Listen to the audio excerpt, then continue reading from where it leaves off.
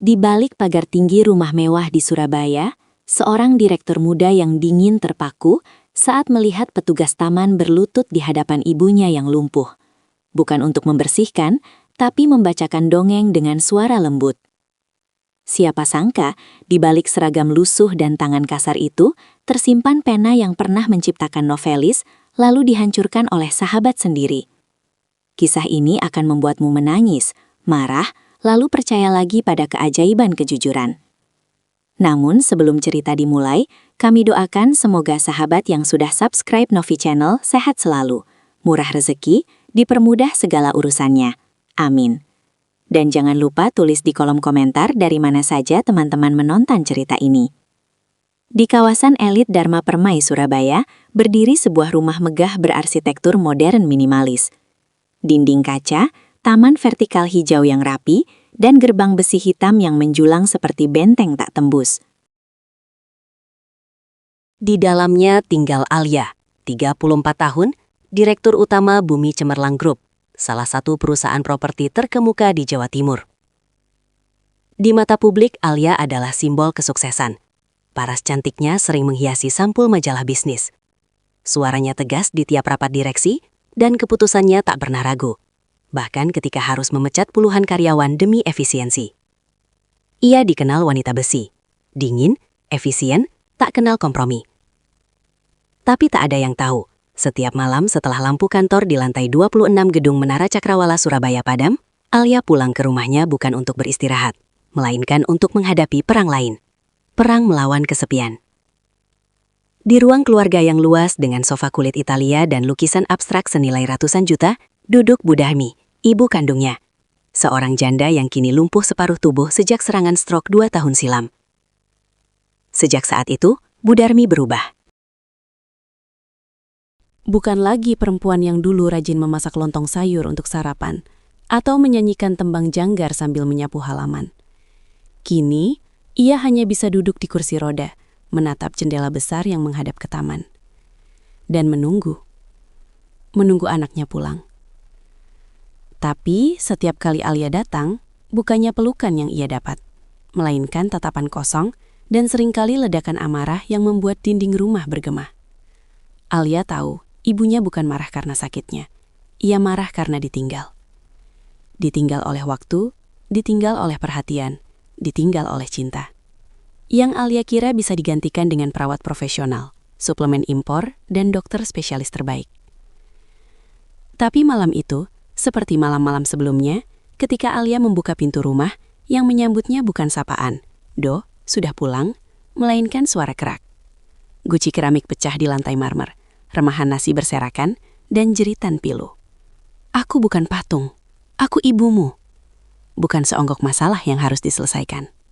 Alia berdiri kaku di ambang pintu. Napasnya berat, matanya perih. Ia ingin memeluk ibunya. Tapi langkahnya terhenti, karena di mata Bu Darmi, ia tak lagi melihat cinta. Ia melihat bayangan asing, seorang wanita berjas mahal, bersepatu hak tinggi yang membawa uang, tapi tak membawa dirinya. Esok harinya, matahari Surabaya bersinar terik, memantul di kaca-kaca gedung pusat kota. Tapi di depan gerbang rumah Alia, seorang pemuda berdiri sendirian tanpa bayangan yang setia mengikutinya. Namanya Reza. 27 tahun berbaju kemeja kotak-kotak lusuh yang sudah pudar warnanya, celana kaki tipis berlubang di siku dan sepatu kanvas yang dijahit ulang dengan benang kasar di bagian solnya. Ia membawa tas ransel usang berwarna abu-abu, dan di saku celananya menyembul sudut buku catatan kecil berwarna coklat. Ujungnya kusam, sudutnya terlipat seperti sering dibuka di tengah malam sambil menahan tangis. Reza datang bukan karena iklan di koran atau rekomendasi agen, tapi karena secari kertas lebaran yang ditempel di tiang listrik dekat Pasar Gubeng. Dicari petugas taman, gaji UMR plus uang makan, lokasi Dharma Permai. Baginya ini adalah pintu terakhir. Ibunya Bu Siti sedang terbaring di jumah kontrakan sempit di kawasan Medokan Semampir, menahan sakit ginjal yang tak kunjung sembuh karena obatnya terlalu mahal. Adiknya Dinda baru saja diterima di kampus negeri, tapi biaya daftarnya masih menggantung seperti awan kelabu di langit. Reza dulu sempat bercita-cita jadi penulis. Ia pernah menulis novel berjudul Bayangan Senja, kisah cinta antara seorang gadis tunarungu dan pemain biola jalanan. Karya yang ditulisnya selama 18 bulan setiap malam usai kerja serabutan. Tapi sahabatnya Dimas, yang dulu sering meminjam buku catatannya, mengambil naskah itu diam-diam menerbitkannya atas namanya sendiri, dan kini hidup mewah di Jakarta, sementara Reza terus terpuruk. Kini ia hanya ingin satu hal, ketenangan. "Saya butuh tempat yang tenang, Pak," ujarnya pelan pada Pak Darman, kepala rumah tangga yang sudah 20 tahun mengabdi pada keluarga Alia. "Di rumah saya, tetangga bertengkar tiap malam. Motor lewat jam pagi. Ibu saya susah tidur. Kalau saya bisa merawat taman ini, mungkin saya bisa menemukan kembali diri saya dan juga menulis lagi, walau hanya untuk menghibur diri." Pak Darman menatapnya lama. Bukan mata seorang pemuda yang putus asa, tapi mata yang masih percaya, meski dunia berkali-kali mengkhianatinya. Tanpa banyak kata, ia membuka gerbang. "Kerja mulai jam, jangan ganggu nyinya besar. Ibu tuan rumah sedang rapuh." Hari berlalu, Reza bekerja tanpa banyak bicara, memangkas dedaunan, menyiram bunga mawar, membersihkan kolam ikan koi dengan sabar. Ia tak pernah mengeluh, tak pernah minta istirahat, tapi ia tak tahu setiap gerakannya diamati lewat CCTV oleh Alia, yang sejak kedatangan Reza jadi sering pulang lebih awal tanpa alasan jelas. Lalu datanglah hari itu, siang yang panas, udara pengap. Tiba-tiba, dari dalam rumah terdengar teriakan histeris. "Aku tidak mau obat. Kalian semua ingin aku cepat mati, kan?" Suara pecahan gelas menghantam lantai. Alia yang sedang rapat virtual segera menutup laptop. Wajahnya pucat lagi, tapi kali ini ia tak langsung turun. Ia menengok layar CCTV di ponselnya dan jantungnya berhenti sesaat. Di teras belakang, Reza berlutut. Bukan di hadapan tanaman, tapi di hadapan Bu Darmi yang tengah mengamuk. Wajahnya merah, tangannya gemetar memegang kursi roda. Dan di tangan Reza, bukan gunting, bukan cangkul, tapi seuntai bunga melati Jepang. Putih bersih, daunnya masih basah oleh embun pagi. Perlahan, Reza menunduk hingga matanya sejajar dengan mata Bu Darmi. Suaranya pelan, teduh, seperti alunan ombak di pantai Kenjeran. "Maaf, Bu. Ibu boleh marah sama siapa saja, tapi kasihan bunga ini. Dia takut kalau dengar suara keras, nanti kelopaknya cepat layu." Bu Darmi terdiam. Napasnya masih berat, tapi matanya beralih ke bunga itu, lalu ke wajah Reza. Ada sesuatu di sana. Tidak ada rasa takut, tidak ada kepura-puraan, hanya kelembutan yang tulus. Reza menyodorkan bunga itu pelan-pelan. "Ibu tahu, dulu nenek saya bilang kalau kita hirup wangi melati saat hati sedang gelisah, nanti malam bunganya akan panggil mimpi indah buat datang. Mau coba, Bu?" Perlahan tangan keriput Bu Darmi terulur. Ia ambil bunga itu, mendekatkannya ke hidung dan menghirup dalam-dalam. Bahunya yang tegang perlahan turun. Air matanya mengalir. Tapi kali ini bukan air mata amarah, air mata lega. Di lantai 2, Alia mematung di depan layar CCTV. Tangannya mencengkram meja, bibirnya bergetar. Siapa ini? Kenapa? Kenapa dia bisa melakukan hal yang bahkan psikolog dengan bayaran 5 juta per sesi pun gagal lakukan? Untuk pertama kalinya dalam 2 tahun, Alia menangis. Bukan karena lelah, tapi karena harapan yang kembali bersemi. Sore itu, Alia memutuskan turun bukan untuk memarahi, tapi untuk menyaksikan. Ia berjalan pelan, bersembunyi di balik tirai gorden ruang keluarga. Dan di sana, di atas karpet bulu putih, tampak pemandangan yang membuat dadanya sesak. Reza duduk di lantai, tubuhnya sedikit condong ke depan. Tangan kanannya menirukan gerakan seekor kelinci, lompat-lompat angkuh. Tangan kiri menirukan kura-kura, lambat tekun tak kenal lelah. "Nah, ibu lihat, tuan kelinci ini sombong banget. Aku pasti menang," katanya, lalu tidur di bawah pohon. Suara Reza berubah, cempreng untuk kelinci, berat dan bijak untuk kura-kura. Ia bahkan menirukan dengkuran lucu yang membuat Bu Darmi tertawa. Tertawa nyaring, tawa yang belum pernah lagi terdengar sejak sebelum stroke. "Terus Reza, kura-kuranya menang nggak?" tanya Bu Darmi. Matanya berbinar, seperti anak kecil. "Iya, Bu, karena dia tidak pernah berhenti. Dia tahu hidup bukan lomba siapa paling cepat, tapi siapa paling setia sama janjinya." Alia tak tahan lagi.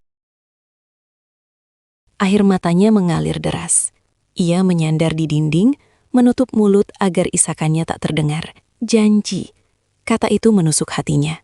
Janji apa yang pernah ia pegang? Selain janji pada angka di laporan keuangan. Janji apa yang ia tepati pada ibunya, selain janji untuk membayar. Dan Reza, pemuda yang gajinya tak sampai 3 juta, memberikan sesuatu yang tak bisa dibeli dengan uang, perhatian, waktu, kehadiran utuh. Di saat itu Alia menyadari, rumahnya bukan kuburan karena kemewahan, tapi karena hatinya yang telah lama berhenti merasakan. Dan Reza, tanpa sadar baru saja menanam benih pertama kebangkitan itu. Keesokan harinya, Reza dipanggil ke ruang kerja pribadi Alia di lantai atas. Jantungnya berdegup kencang. Aku pasti dipecat.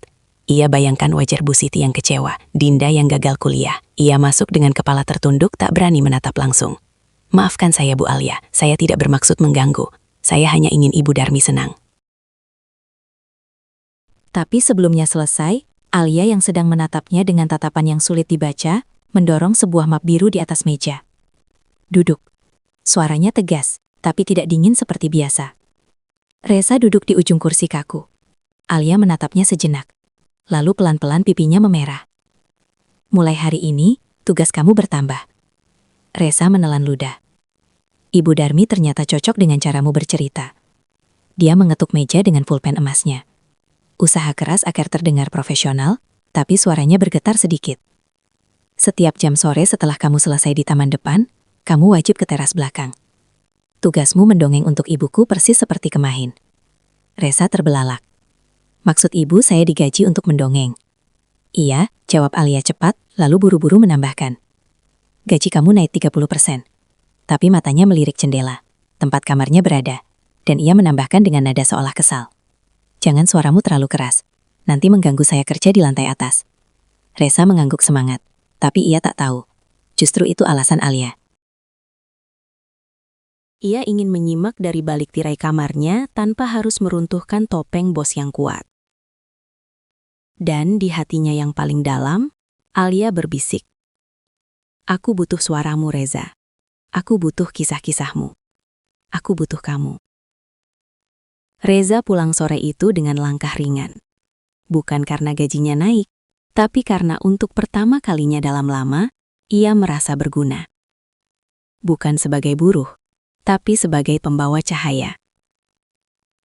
Dan di kamarnya yang sempit, saat ia menulis di buku catatannya, ia menambahkan kalimat baru. Kalimat yang pertama kali ia tulis dengan senyum di wajah. Hari ini aku tak hanya merawat bunga, aku merawat hati yang hampir mati. Dan entah mengapa, hatiku sendiri mulai berbunga lagi. Sore itu Alia duduk di balkon kamarnya. Menyesap teh hangat, sambil menyaksikan Reza duduk di bangku taman. Menuliskan sesuatu di buku catatannya. Angin Surabaya yang lembut, membawa aroma melati dan daun kering. Menciptakan suasana damai. Namun tak lama kemudian, hujan gerimis tiba-tiba turun. Reza buru-buru bangkit. Menyelamatkan bukunya. Tapi lupa satu hal. Di bangku itu terselip secari kertas yang terlepas dari buku itu. Terbawa angin lalu jatuh tepat di anak tangga teras. Alia turun berniat mengambilnya sebelum basah. Tapi begitu tangannya menyentuh kertas itu, jantungnya berhenti sesaat. Di sana tertulis judul Putri di Menara Kaca, dan kalimat pembukanya menusuk seperti pisau tajam. Dia punya segalanya, uang, jabatan, kekaguman orang. Tapi tak ada yang tahu, setiap malam dia menangis diam-diam di kamar mandi, karena takut suaranya terdengar oleh ibu yang lumpuh di sebelah kamar. Alia terpaku, tangan dinginnya gemetar. Ia menoleh ke arah kamar ibunya, lalu kembali ke kertas itu. Bagaimana mungkin? Ia baca terus. Putri itu tak pernah meminta emas atau berlian. Ia hanya ingin seseorang duduk di lantai, sejajar matanya, dan berkata, "Aku di sini, aku benar-benar di sini." Air mata pertama jatuh tanpa suara. Alia tak sadar dirinya sedang menangis. Reza tidak hanya melihat Bu Darmi. Ia melihat dirinya bukan sebagai direktur, bukan sebagai wanita kaya, tapi sebagai anak perempuan yang lelah berpura-pura kuat. Ia segera berlari ke gudang alat kebun, tempat Reza biasa beristirahat, dan menemukan buku catatan itu tergeletak di atas karung pupuk. Dengan napas tersengal, ia membukanya. Halaman demi halaman, kisah demi kisah, semua tentang kesepian, tentang cinta yang tak terucap, tentang harga diri yang terkubur oleh kemiskinan. Lalu, di halaman tengah, ia temukan draft lengkap sebuah novel, Bayangan Senja. Tanggal penulisan, 27 Februari 2023. Alia menggenggam erat buku itu, lalu mengeluarkan ponsel. Mencari di Google, Dimas, novel Bayangan Senja. Foto pertama yang muncul, Dimas sombong berjas hitam tersenyum di depan poster buku, dengan tulisan, diterbitkan 15 Juni 2024. Tahun setelah Reza menulisnya. Alia menutup mulutnya. Napasnya sesak. Reza, dia korban, bukan pelaku. Dan di detik itu, Alia menyadari ia telah mengusir seorang pahlawan hanya karena terjebak dalam ilusi bahwa orang susah pasti jahat. Esok harinya, Dimas datang tanpa diundang seperti raja yang mengklaim wilayahnya. Ia mengenakan jam tangan emas, kacamata hitam, dan senyum penuh kemenangan palsu. Aku khawatir, Alia, rumahmu terlalu terbuka. Orang sembarangan bisa masuk, bahkan ke hatimu. Alia diam. Tapi malam itu Dimas menggelar makan malam keluarga, pesan catering mewah, meja panjang, lilin aromaterapi. Alia merasa haru. Akhirnya ia mau dekat dengan Bu Darmi. Ia melepas kalung warisan neneknya, berlian kecil yang menyatu dalam untaian emas, dan meletakkannya di meja rias tamu. Saat ia ke dapur, Dimas bergerak seperti bayangan. Dengan gerakan ahli, ia ambil kalung itu, lalu menyelinap ke pos keamanan belakang, tempat Reza menyimpan tas ranselnya. Ia menyelipkan kalung ke saku dalam, dan kembali ke meja seolah tak terjadi apa-apa. Tepat saat hidangan penutup disajikan, Alia menyadari kalungnya lenyap. Jantungnya berdebar. Aku baru saja meletakkannya di sana. Dimas langsung berdiri. Suaranya menggelegar. Cuma ada satu orang asing di rumah ini malam ini. Reza. Reza dipanggil. Wajahnya pucat. Tangannya masih berlumur tanah dari membersihkan pot bunga. Saat tasnya digeledah dan kalung itu ditemukan, ia tidak berteriak, tidak membela diri dengan amarah. Ia hanya menatap Alia dan di matanya bukan rasa takut, tapi kekecewaan yang dalam. Bu Alia, saya tahu ibu tidak percaya saya, tapi saya berani bersumpah. Demi nyawa ibu saya yang sedang sekarat di Medokan Semampir, saya tidak menyentuh barang itu. Alia ingin percaya, sangat ingin, tapi Dimas terus mendesak. Apa harga reputasimu, Alia? Apa harga kepercayaan investor jika pencurian terjadi di rumahmu sendiri? Dengan suara yang retak seperti kaca retak, Alia berkata, "Pergilah, Reza. Malam ini juga." Reza mengangguk pelan. Ia tidak menangis. Ia hanya berjongkok, memunguti bajunya yang berserakan, lalu meletakkan kunci gembok taman di atas meja, tepat di samping vas bunga melati yang kemarin ia tanam untuk Bu Darmi. Sampaikan salam saya untuk ibu. Tolong jangan biarkan ia lupa caranya tertawa. Dan ketika pintu gerbang menutup di belakangnya, Alia akhirnya menangis. Bukan karena kehilangan kalung, tapi karena kehilangan kepercayaan pada dirinya sendiri. Keesokan pagi, Bu Darmi histeris. "Mana Reza? Aku tidak mau makan. Aku mau Faris." Reza. Ia melempar sendok, memukul meja, menangis seperti anak kecil yang kehilangan dunianya. Alia membawa pendongeng profesional, tapi Bu Darmi hanya menatap dingin. Dia tidak pakai hati. Aku mau Reza yang nadanya gemetar pas cerita bagian sedih. Itu tandanya dia benar-benar merasakan. Alia pulang hancur di kamarnya. Ia membuka laci dan mengeluarkan buku catatan Reza yang diam-diam ia bawa pulang. Di halaman terakhir, ada tulisan tangan baru. Jika suatu hari aku diusir karena tuduhan yang tak lakukan, tolong jangan salahkan diriku. Salahkan dunia yang terlalu mudah percaya pada penampilan dan terlalu susah percaya pada hati. Al menangis terseduh. Lalu tiba-tiba ia teringat si Kivi dalam rumah rusak malam itu. Tapi komplek Dahmo Permai punya kamera lingkungan. Tanpa mandi, tanpa sarapan, ia bergegas ke pos keamanan. Saya butuh rekaman kamera nomor 3 yang menghadap ke samping rumah. Tanggal kemarin, jam 19.30 sampai 21. Petugas memutar rekaman, dan di layar hitam putih itu terlihat jelas. Dimas jam 19.47 melihat ke kiri kanan, lalu menyelinap ke bangku taman, membuka tas Reza, dan menyelipkan benda berkilau. "Bajingan," desis Alia, suaranya parah, menyuruh petugas menyimpan rekaman itu di flashdisk, lalu bergegas ke garasi.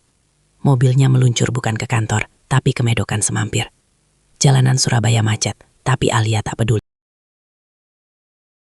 Ia melepas sepatu hak, menggantinya dengan sandal jepit di bagasi, lalu masuk ke gang sempit berlubang, berbau got di antara rumah-rumah tembok retak.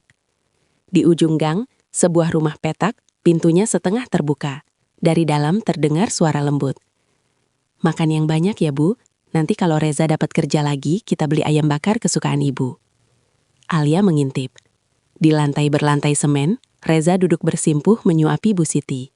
Wanita tua kurus, kulit keriput, selang infus di lengan, dengan nasi, tempe, dan sayur bening. Tangan Reza gemetar, tapi senyumnya tak pernah padam. Alia mengetuk pintu. "Assalamualaikum." Reza menoleh terkejut lalu bangkit malu. "Bu Alia, Ibu tidak seharusnya di sini." Alia tidak bicara, maju lalu berlutut. "Maafkan saya, Re. Maafkan kebodohan saya. Saya sudah rekamannya Dimas yang menjebakmu. Kamu tidak salah. Kamu adalah orang paling jujur yang pernah saya temui." Air mata Reza tumpah, bukan karena sakit hati, tapi karena kelegaan. Seorang manusia akhirnya percaya padanya tanpa bukti, tanpa sumpah, hanya karena hati. 2 minggu kemudian, Dimas dipanggil ke rumah Alia. Ia datang sombong. "Kenapa kamu cari aku?" "Rindu." Tapi Alia hanya melempar flash disk ke mejanya. "Lihat, lalu pergi. Ambil cincin tunanganmu. Hubungan kita selesai selamanya." Dimas pucat. Ia mencoba membela diri. Tapi Alia sudah menekan tombol speaker. Rekaman suaranya sendiri. "Habislah kau tikus got." Ia kabur, malu, terhina. Dan tak lama kemudian, kasus plagiarisme Reza digugat. Di pengadilan, buku catatan Reza dengan tanggal, tinta, dan bekas air mata yang menguning di halaman tertentu menjadi bukti tak terbantahkan. Dimas dihukum, hak cipta bayangan senja dikembalikan. Royalti miliaran mengalir ke rekening Reza. Tapi yang paling berharga, nama baiknya pulih. Dan malam itu, di bawah bulan purnama yang menyinari Taman Melati, Reza berlutut. Bukan untuk meminta maaf, tapi untuk meminta janji seumur hidup. "Dulu saya merawat bunga agar tak layu. Sekarang izinkan saya merawat senyummu selamanya. Menang, bahagia kamu telat. Aku sudah jatuh cinta sejak kamu bilang bunga ini takut suara keras." 2 tahun kemudian, di ruang keluarga yang hangat, Alia tertidur lelap di pangkuan Reza. Perutnya membulat, tangannya memegang hasil USG calon adik si kecil. Reza mengetik naskah novel barunya, judul sementara, Tukang Kebun yang Menyelamatkan Seorang Putri. Di teras, Bu Darmi dan Bu Siti sedang menjahit baju bayi, tertawa tentang kain motif melati versus lavender. Dan di sudut taman, di bawah pohon jambu yang dulu ditanam Reza di hari pertama kerjanya, ada sebuah prasasti kecil dari kayu jati, diukir dengan tangan. Di sini, kejujuran dikubur dalam lumpur, tapi akarnya terus tumbuh. Sampai akhirnya, ia menembus tanah, menembus tembok, menembus keangkuhan, dan berbunga di hati yang paling beku. Karena hidup ini bukan tentang siapa kamu saat dunia memujimu, tapi tentang siapa kamu saat dunia mengusirmu. Dan Reza tetap Reza. Seorang lelaki yang percaya bahwa cinta sejati tidak butuh mahkota. Cukup sebuah buku catatan lusuh, secangkir kehangatan, dan keberanian untuk tetap jujur. Meski seluruh dunia memaksamu berbohong.